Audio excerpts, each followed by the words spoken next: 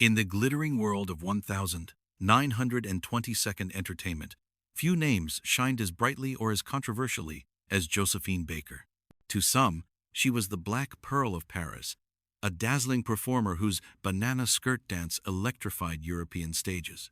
To others, she was a symbol of everything that threatened America's rigid racial order. Too bold, too sensual, and above all, too unapologetically black. Born in poverty in St. Louis, Josephine should have been celebrated as one of America's great entertainers. Yet on her home soil, doors slammed shut. She was barred from hotels, ignored by Hollywood, and told that her skin color was an insurmountable flaw. But across the Atlantic, France embraced her, transforming Josephine into an icon of beauty, modernity, and freedom. This painful contrast, the rejection in America and the adoration in France, defined her life. Josephine Baker became not only a star, but also a soldier, a humanitarian, and a fearless activist against the very racism that had once silenced her. Her story is more than one of fame and scandal. It is the story of a woman torn between two worlds, forced to leave her homeland in order to be truly seen. This is the tragedy and the triumph of Josephine Baker, a victim of racism in America and a star in France. Josephine Baker's life began far from the shimmering lights of Paris. She was born Freda Josephine McDonald in 1906 St. Louis, Missouri, a city deeply scarred by segregation and racial violence. Her childhood was marked by poverty so severe that she often went to bed hungry, wearing patched-up clothes that barely fit. Her father abandoned the family early, and Josephine's mother struggled to keep the household afloat by taking in laundry and scrubbing floors. From the start, Josephine understood the harsh realities of being black in America. As a young girl, she was sent out to work as a domestic servant for white families, where she endured both verbal abuse and physical mistreatment. She later recalled being scalded with boiling water by one employer simply for making a mistake. These scars, both physical and emotional, etched into her the knowledge that her survival would depend on resilience. But alongside the hardship, Josephine discovered something powerful. She could make people laugh and applaud. She found joy in dancing on the streets for pennies, imitating vaudeville performers she admired. By her teenage years, she joined small traveling troupes, honing her comedic timing and stage presence. Her quirky expressions, flexible body, and comic exaggerations caught attention. Even in segregated theaters, her energy was undeniable. Yet opportunities in St. Louis were painfully limited. Jim Crow laws dictated where she could sit, eat, or even drink water. If she wanted more than survival, she had to escape. At just 13, Josephine dropped out of school and began chasing the stage with determination. She drifted to New York during the Harlem Renaissance, where the city pulsed with new music, jazz, and black creativity. It was there that Josephine began to sense her destiny. Still, her path forward in America was narrow. Hollywood's gates remained closed. Broadway often tokenized black performers, and racism dictated every opportunity. Josephine knew she was meant for something greater. But in America, greatness for a black woman was always kept just out of reach. By the early 1922nd, Josephine Baker's energy and talent had carried her into the heart of the Harlem Renaissance. New York was alive with jazz, poetry, and art, and for the first time Josephine felt surrounded by people who celebrated black creativity. She landed roles in chorus lines at popular nightclubs like the Plantation Club, where her comic flair and uninhibited dancing quickly set her apart. Audiences laughed at her cross-eyed routines and marveled at her natural charisma. But behind the curtain, the walls of segregation loomed high. Josephine wanted to break into Hollywood, the place where legends were made. Yet when she tried, the response was always the same: silence, rejection, or tokenized offers. Black performers were rarely cast in speaking roles. If they appeared on screen at all, they were relegated to playing maids, nannies, or comic relief, caricatures meant to reinforce racist stereotypes. Josephine was far too ambitious and far too proud for that. She didn't want to be a background joke. She wanted to be a star, and Hollywood made it painfully clear that a black woman could never be one. Even on Broadway, Josephine's talent was limited by the color line. She could dance in all-black revues, but the major productions that defined the Jazz Age remained out of reach. White producers hesitated to showcase her, fearing backlash from segregated audiences. The irony was cruel. In Harlem, Josephine could electrify a crowd, but mainstream America refused to see her beyond her skin. This rejection wasn't just professional, it was personal. Josephine wanted to be loved in her homeland, to be recognized for her gifts where she was born. Instead, she faced closed doors, smirks, and reminders that a colored girl should know her place. It was in this period of frustration that an opportunity came, a chance to perform in Paris.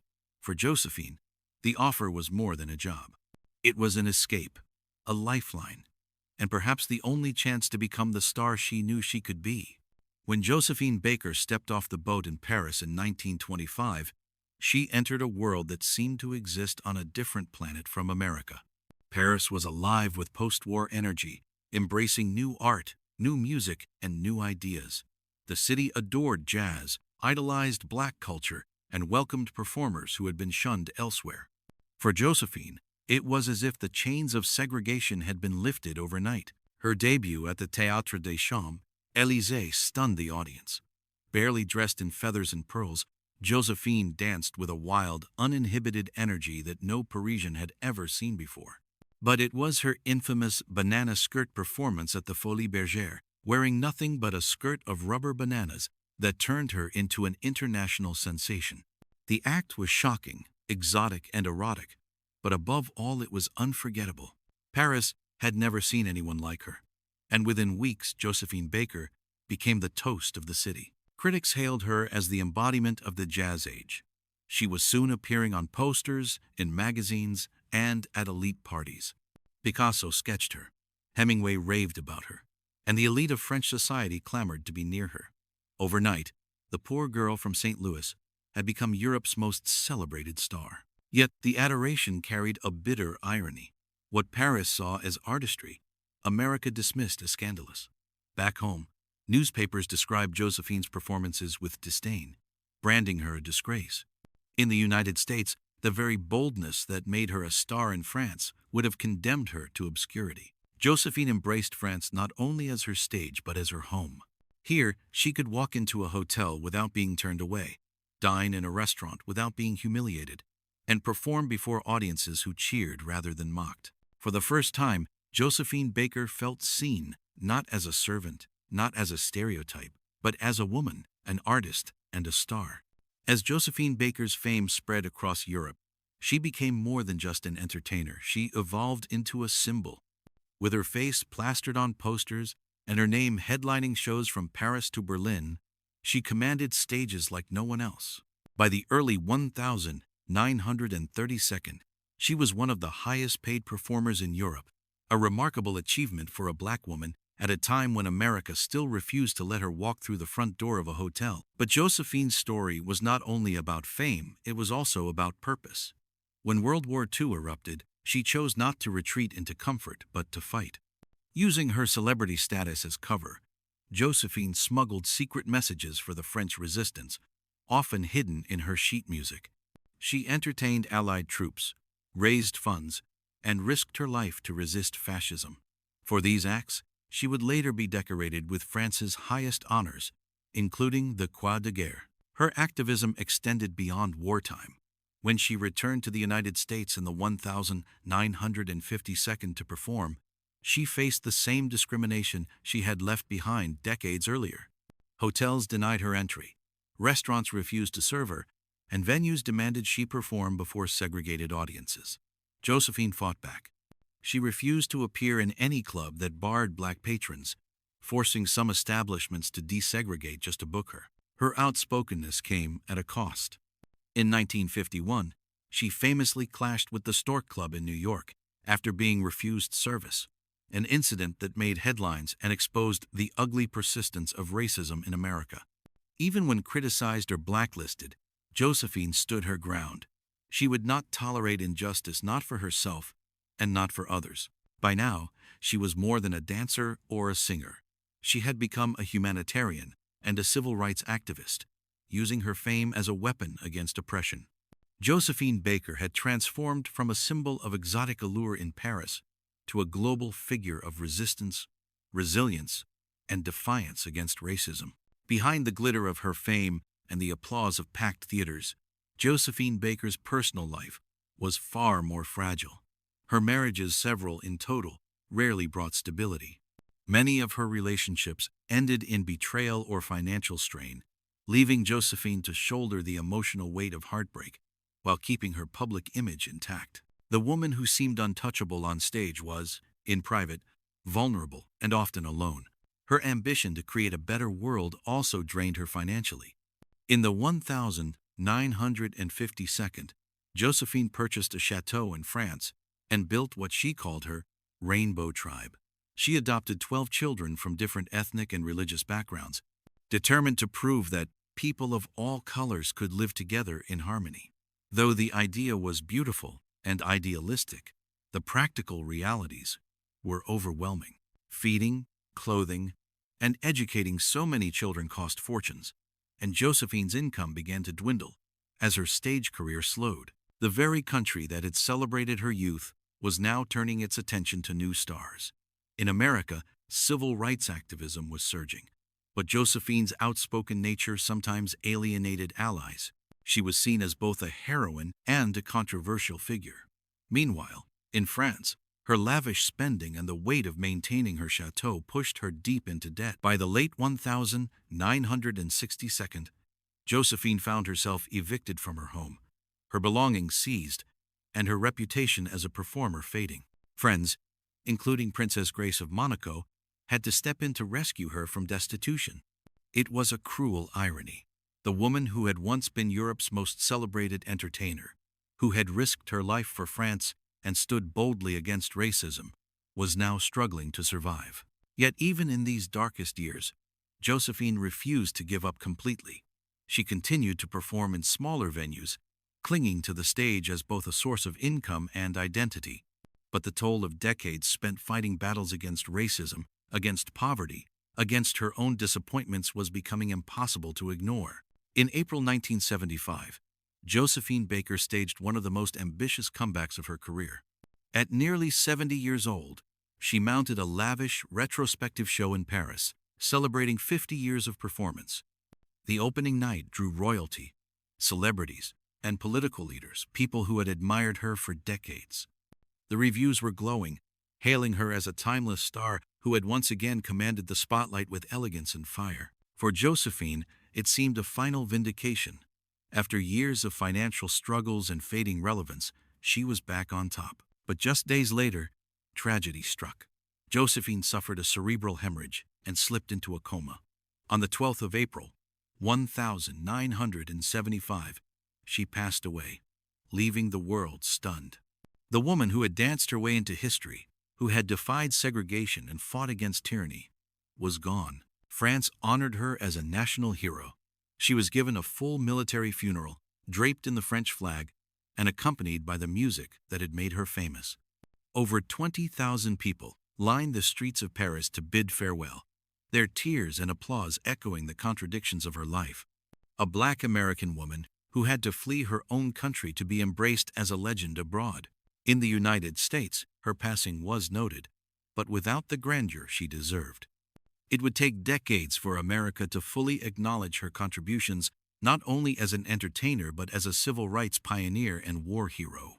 In 2021, Josephine Baker was symbolically inducted into the Panthéon in Paris, one of France's highest honors. Cementing her status as an icon of freedom and equality, her legacy remains profound. She was more than the glitter of the Folies Bergère or the shock of the banana skirt. She was a woman who used her fame to fight for justice, who risked her life for her adopted country, and who tried to build a world where children of every race could live together as one family. The tragedy of Josephine Baker lies in the fact that the country of her birth, the United States, failed to recognize her brilliance while she lived. But her triumph is undeniable. She became an international symbol of resilience, courage, and the power of art to transcend hatred. Josephine Baker's life was a story of opposites, poverty and glamour, rejection and adoration, tragedy and triumph. She embodied the painful truth that a woman of extraordinary gifts could be denied recognition in her homeland simply because of the color of her skin, yet be celebrated abroad as a symbol of beauty and freedom. That contrast remains one of the most haunting aspects of her legacy. Her story is not only about dazzling costumes or legendary performances, it is about resilience in the face of cruelty and courage in the face of injustice. She showed the world that a star could be more than an entertainer. A star could be a soldier, a mother, a humanitarian, a voice that refused to be silenced. Even now, decades after her passing, Josephine's spirit resonates.